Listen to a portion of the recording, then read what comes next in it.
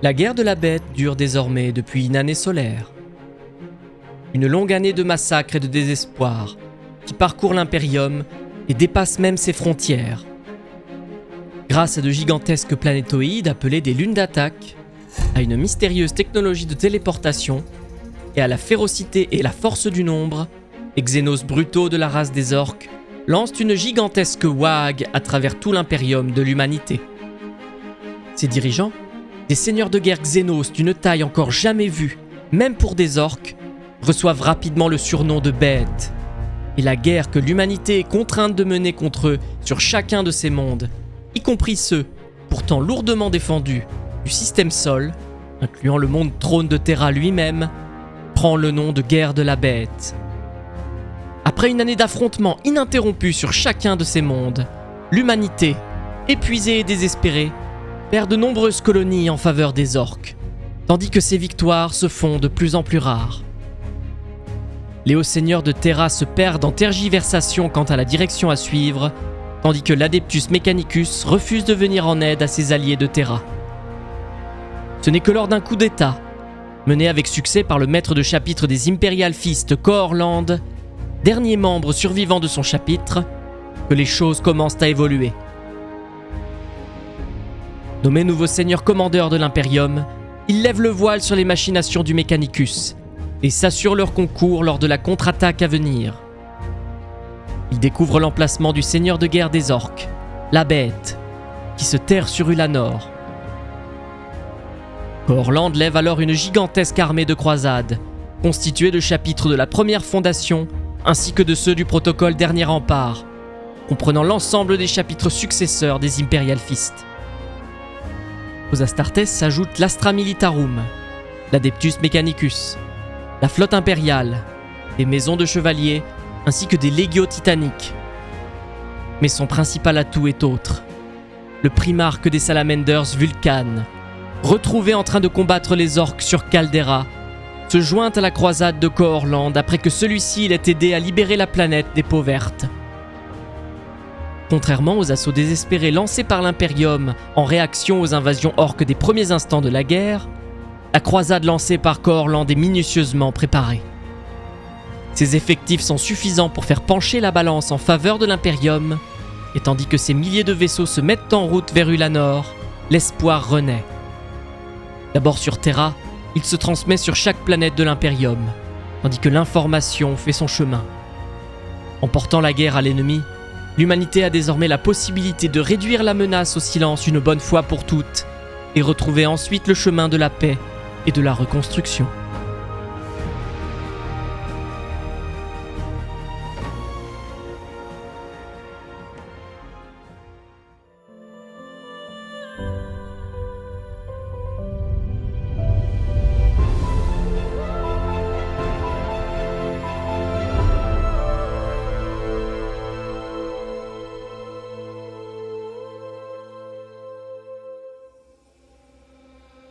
La 545e année du 32e millénaire, la flotte s'apprête à sortir du Warp au-dessus d'Ulanor. Le primarque Vulcan déclare mener l'attaque militaire sur les orques, tandis que le commandement des opérations échoua au seigneur commandeur de l'Imperium Cohorland. Vulcan s'isole à bord de l'Alcazar Remembered, la barge de bataille des Fist exemplaires, n'offrant que peu de conseils militaires. La stratégie globale est élaborée par Cohorland, secondé par le Magos Dominus Ger Xokuf de l'Adeptus Mechanicus. Grâce à la communion de nombreux librarians, dont plusieurs deviennent fous et se retournent contre leurs frères de bataille en raison de la puissance brute de la Wag, les impériaux parviennent à localiser l'emplacement du bastion de la Bête, situé sur les lieux de l'ancienne capitale d'Ulanor Prime. Ensemble, les forces impériales entreprennent d'envahir la planète capitale des Bêtes et lancent un assaut sur la cité de Gorkogrod, combattant aux côtés du primarque des Salamanders. Au centre de la cité se trouve le temple palais de la Bête, situé à l'emplacement exact où l'empereur et les primarques se sont rassemblés 1500 ans plus tôt lors du triomphe d'Ulanor. Pendant ce temps, le grand maître des assassins Vangorich déploie l'assassin Venenom et Satwire sur Ulanor Prime pour trouver et éliminer la Bête. À leur grande surprise, les forces impériales trouvent la planète lourdement colonisée. couverte entièrement de débris, et de manière surprenante, de colonies urbaines organisées. En raison d'un immense bouclier d'énergie et la présence de nombreuses batteries de missiles sol-orbite, les bombardements orbitaux réalisés par la flotte impériale sont pour la plupart inefficaces, forçant de fait l'Imperium à jeter ses forces terrestres directement dans la gueule de la vague de peau verte. Tandis que l'assaut initial est lancé, une arme orque électromagnétique décime la première vague d'assaut, constituée essentiellement de vaisseaux du Mechanicus. Pourtant, les commandants impériaux sont surpris par l'apparente faible résistance démontrée jusqu'alors par les orques. Tandis que les forces terrestres progressent en direction des défenses extérieures de la cité Xénos, c'est à ce moment que la bête déchaîne la violence de sa première vraie résistance. Tandis que la surface même de la planète se met en mouvement, il devient clair pour les impériaux que les orques ont transformé Ulanor en une planète d'attaque, semblable en tout point de vue aux lunes d'attaque affrontées jusqu'alors, mais d'une taille nettement supérieure.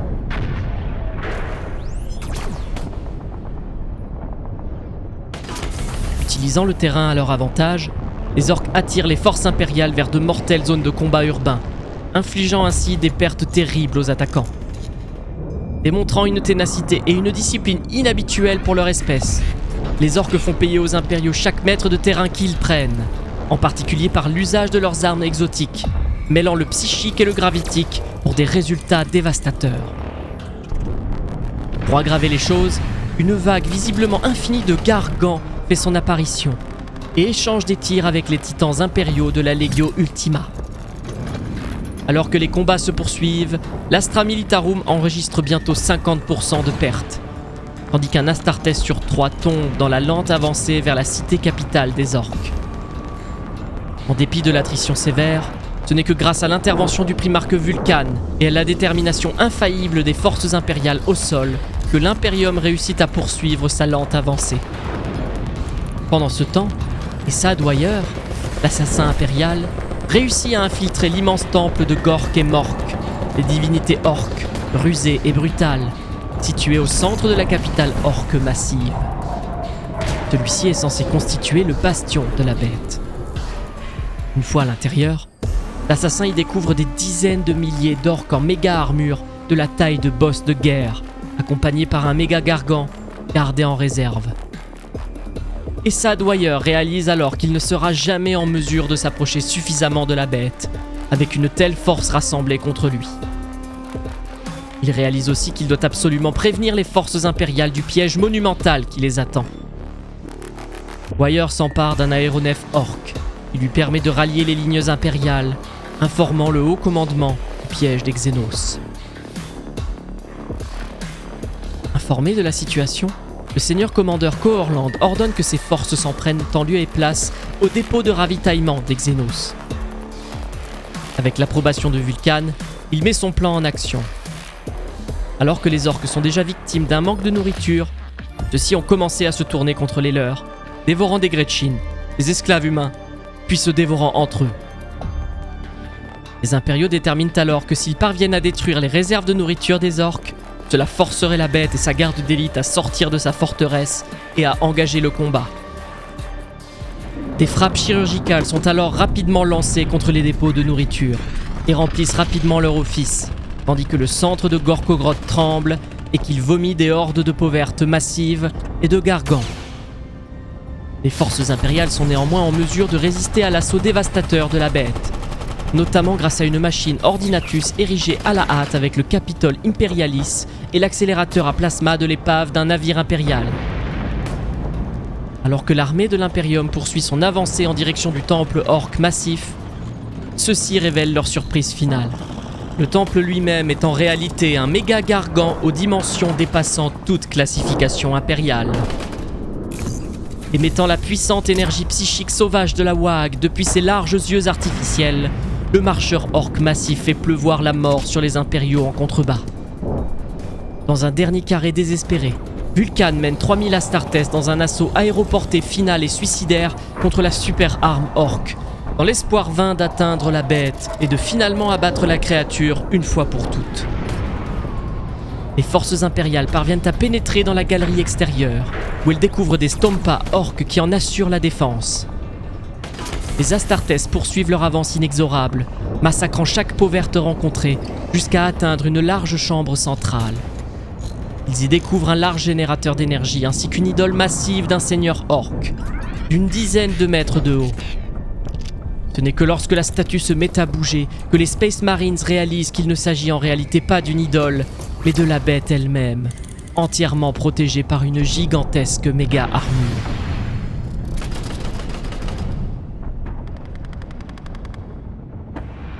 Les maîtres de chapitre respectifs des Crimson Fist et des Ultramarines, Kessadra et Odaenathus, sont rapidement abattus par la bête. Puis le capitaine Blood Angel Valefort tente à son tour d'attaquer la créature, avant d'être balayé comme un vulgaire insecte. Aucune créature de la sorte n'a été rencontrée par l'humanité depuis l'époque de la Grande Croisade.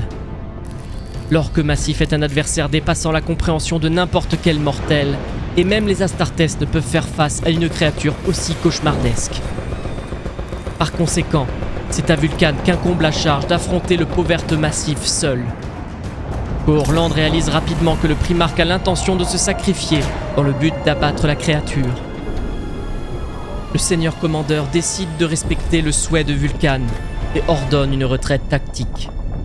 Une fois de plus, le haut maréchal Bohémond émet une objection quant à suivre l'ordre de Cohorland d'évacuer et de laisser Vulcan affronter la bête seule. Enragé par un tel mépris insensible de la part du haut maréchal, Cohorland frappe Bohémond au visage et le fait chuter. Humilié, Bohémond reste au sol, honteux devant les autres descendants de Dorne. Il évacue alors avec le reste des forces impériales. Au cours de l'affrontement épique avec la bête, le boss de guerre orc massif révèle sa capacité à parler parfaitement le gothique. La créature colossale se vante d'avoir mis l'humanité à genoux et qu'elle serait son anéantissement. Le Primarque se rue à la charge du monstre, et les deux combattants sont emportés dans une chute à l'intérieur du générateur du temple Gargan. Vulcan est alors inondé d'énergie Wag, mais au lieu que celle-ci ne le consume, comme elle l'a fait avec tant d'autres, le Primarque plonge dans ses propres réserves d'essence primale sauvage, ne faisant plus qu'un avec l'afflux orc, puis lance un ultime assaut, abattant son marteau de guerre, Doom Tremor, en plein visage de la bête, et faisant détonner le générateur d'énergie. Il cause ainsi une réaction en chaîne, détruisant intégralement le temple Gargan dans une explosion cataclysmique qui oblitère à la fois Vulcan et la bête. Avec la mort apparente de leur boss de guerre, le moral des orques s'effondre, et la résistance de toutes les peaux vertes sur Ulanor avec lui. La croisade impériale, sévèrement diminuée, prend le chemin du retour vers Terra. Tandis que la flotte atteint enfin l'orbite du Monde Trône, un chant orcoïde peut être entendu sur toutes les fréquences impériales, répétant en boucle « Je suis le massacre.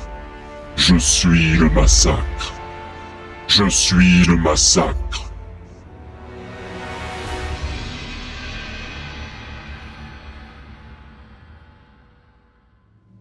En dépit de la mort apparente de la bête sur Ulanor Prime, le chant orc se poursuit de manière ininterrompue pendant des semaines. Il devient rapidement évident pour Cohorland que soit la bête avait survécu à l'explosion du temple Gargan, ou soit qu'un autre boss de guerre orc avait repris le commandement de la Wag de la bête. Les forces impériales exsangues, en raison de leur combat désespéré sur Ulanor, poussent le seigneur commandeur Cohorland, après concertation avec le grand maître des assassins Vangorich, à envisager un changement de tactique, nécessaire pour endiguer la pire menace Xénos jamais affrontée. Cohorland propose alors le déploiement de petites kill teams d'élite, afin d'éliminer les personnages clés dans la machine orc, puis, éventuellement, la bête elle-même. Lorsque Cohorland propose que ces kill teams soient constitués d'Astartes issus de différents chapitres, ne répondant qu'à son autorité directe, et que celle-ci continue d'exister après l'élimination finale de la bête, il fait face à une opposition féroce de la part du haut seigneur Tobris Eckhart, le maître de l'administratum. En effet, Eckhart est persuadé que la proposition du seigneur commandeur va à l'encontre des fondations de l'Imperium post-hérésie et des dictates du Codex Astartes. L'ecclésiarque Messring le rejoint, déclarant de telles actions comme des blasphèmes d'une telle gravité que les autres hauts seigneurs en sont choqués. Lors de la première session de vote, seuls Cohorland et Vangorich se prononcent en faveur de la création de cette force chasseresse de Xénos, tandis que le fabricateur général Kubik et le représentant inquisitorial Veritus s'abstiennent. La proposition est donc rejetée. La situation change drastiquement lorsque la lune d'attaque en dormance en orbite au-dessus de Terra se réactive. La porte vers le sous-espace réparée, une force orque de renfort massive se matérialise au-dessus du monde trône, commandée par nul autre que la bête elle-même, qui s'avère avoir survécu à l'assaut sur Ulanor et à son combat contre Vulcan. La bête enragée clame qu'elle sera l'anéantissement de toute l'humanité. Au Senatorum Imperialis, des temps désespérés appellent des mesures désespérées. Bien que réticent de prime abord à valider le plan du Seigneur Commandeur visant à créer une force d'élite composée d'Astartes et chargée de l'élimination de toute menace Xénos, les hauts seigneurs consentent finalement à sa constitution. Lors d'un second vote, seul l'ecclésiarque Messring vote contre la proposition, tandis que Kubik et Veritus s'abstiennent à nouveau. La proposition est donc acceptée.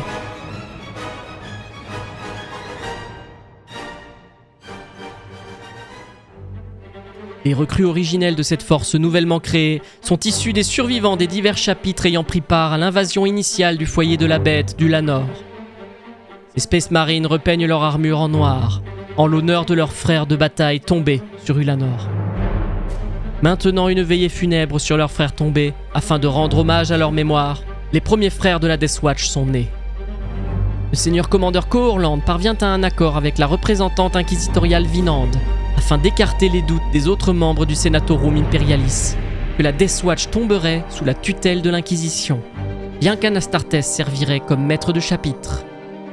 La première action notable de la Death Watch est la téléportation d'une de ses kill teams à bord de la lune d'attaque, tandis que la marine impériale tient désespérément la ligne de front contre les attaques incessantes de la flotte orque. La kill team accomplit sa première mission avec succès, parvenant à installer un dispositif recréé à partir de la technologie de sous-espace orque. Le plan audacieux de l'Imperium consiste à téléporter la lune d'attaque hors du système Sol. Malheureusement, l'Adeptus Mechanicus s'avère incapable de maîtriser la technologie orque, ce qui a pour résultat, lors de sa tentative de téléporter la lune d'attaque, de n'en faire disparaître que la moitié. L'autre moitié du gigantesque planétoïde se désintégrant en conséquence, faisant tomber une pluie de débris sur Terra, dont les morceaux en flammes endommagent une grande partie du palais impérial. Des centaines de millions de citoyens impériaux périssent à la suite de ce désastre.